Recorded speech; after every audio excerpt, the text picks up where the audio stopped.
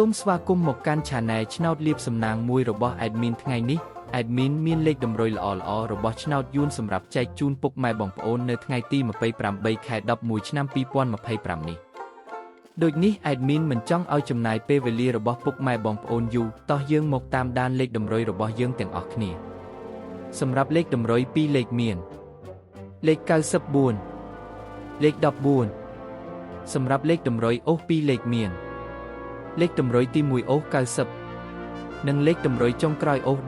10សម្រាប់លេខតម្រុយ3លេខមាន156គុណ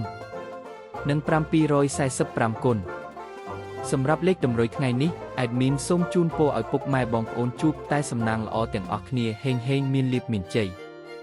ជាចុងក្រោយសូមកុំភ្លេចជួយចុច Subscribe និង Comment ហើយដាក់សញ្ញារូបកណ្ដឹងដើម្បីជួយផ្ដល់កម្លាំងចិត្តមកកាន់ Admin ជាពិសេសងាយស្រួលតាមដានវីដេអូថ្មីនិងលេខតម្រុយល្អៗជាប្រចាំថ្ងៃជាមួយ Admin សូមគោរពលាពុកម៉ែបងប្អូនពីខ្ញុំបាទ Admin ឆ្នោតលៀបសំណាងមួយសំណាងល្អទាំងអស់គ្នាសូមអរគុណ